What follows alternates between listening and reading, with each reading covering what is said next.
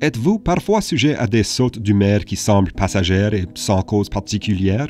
Si c'est le cas, il est possible que vous ayez eu un épisode du trouble cyclotimique. Il se peut que vous n'ayez jamais entendu parler de ce trouble avant, alors voici en quoi il consiste. On peut voir le trouble cyclotimique comme une version plus modérée du trouble bipolaire de type 2. Dans le trouble bipolaire de type 2, on assiste à des périodes distinctes de dépression et d'hypomanie, qui est une forme moins intense de la manie. Dans le trouble cyclotimique, on assiste à des symptômes d'hypomanie et de dépression. Toutefois, la transition entre les deux états n'est pas assez grave pour répondre aux critères d'un épisode hypomanique ou dépressif caractérisé. Bien que ces changements d'humeur soient moins extrêmes que ceux du trouble bipolaire, ils peuvent tout de même perturber la vie quotidienne. Le trouble cyclotimique débute généralement à l'adolescence ou au début de l'âge adulte, habituellement entre l'âge de 15 et de 25 ans. Il peut se manifester à tout âge, mais ne touche que 0,4 à 1% de la population. De quoi a l'air le trouble cyclotimique dans la vraie vie? Le trouble cyclotimique est marqué par des virages de l'humeur pendant au moins 2 ans chez les adultes ou au moins 1 an chez les enfants et les adolescents. Ces fluctuations comprennent des périodes pendant lesquelles des symptômes hypomaniaques et dépressifs sont présents. Durant les périodes où les symptômes hypomaniaques sont présents, les personnes touchées peuvent se sentir anormalement enthousiastes, bavardes ou confiantes. De plus, il leur arrive souvent d'assumer un plus grand nombre de tâches ou de prendre des décisions impulsives. En revanche, durant les périodes où les symptômes dépressifs sont présents, ces personnes peuvent se sentir tristes, avoir un faible niveau d'énergie et être désintéressées par leurs activités habituelles. Ces changements d'humeur peuvent nuire à la vie quotidienne et avoir des répercussions sur les relations, le travail et l'école. Les recherches semblent indiquer que la génétique joue un rôle dans l'apparition du trouble cyclotimique, ce qui signifie qu'il peut être héréditaire. Les antécédents familiaux de troubles de l'humeur sont donc un facteur de risque, mais ils ne garantissent pas le développement de ce trouble.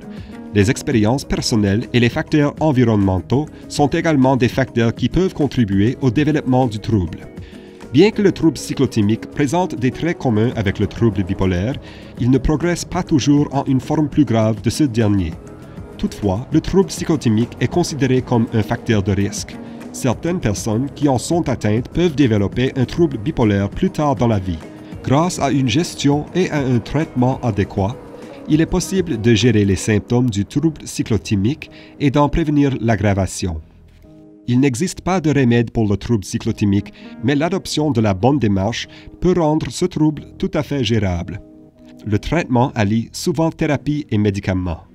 On utilise couramment la thérapie cognitivo-comportementale, ou TCC, qui aide les gens à cerner et à changer les schémas de pensée négatives qui peuvent entraîner des virages de l'humeur. Les médicaments, comme les stabilisateurs de l'humeur ou les antidépresseurs, peuvent réguler l'humeur et prévenir les hausses et les bas extrêmes qui sont associés au trouble cyclotimique.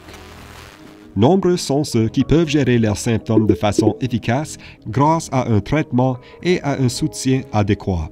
Même si le trouble cyclotimique est considéré comme un problème de santé permanent, les personnes qui en sont atteintes peuvent tout de même mener une vie gratifiante et productive. Des vérifications régulières auprès de professionnels de la santé mentale et des modifications au mode de vie sont la clé d'un succès continu.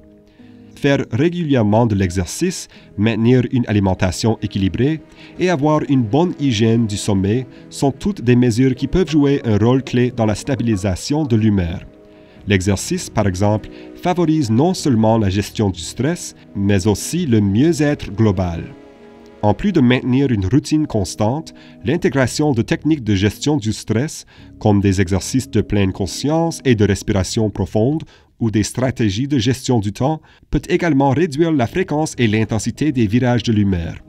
En adoptant une approche proactive à la gestion du stress, il est possible de créer une base solide pour l'équilibre émotionnel et la résilience affective. Les services de traitement des dépendances et de santé mentale d'Horizon offrent une approche multidisciplinaire aux personnes qui vivent avec des problèmes de santé mentale persistants. Notre équipe de spécialistes peut guider les gens vers les bons soins et les mettre en relation avec les cliniciens et les services appropriés dans la province. Vivre avec le trouble cyclotimique peut présenter des défis, mais il est aussi bon de ne pas laisser ce trouble limiter votre potentiel. Grâce à un traitement, un soutien et des soins adéquats, la gestion de ce trouble est tout à fait possible. Si vous croyez être atteint du trouble cyclotimique, il est important de consulter un fournisseur de soins de santé pour obtenir un diagnostic précis et un plan de traitement personnalisé.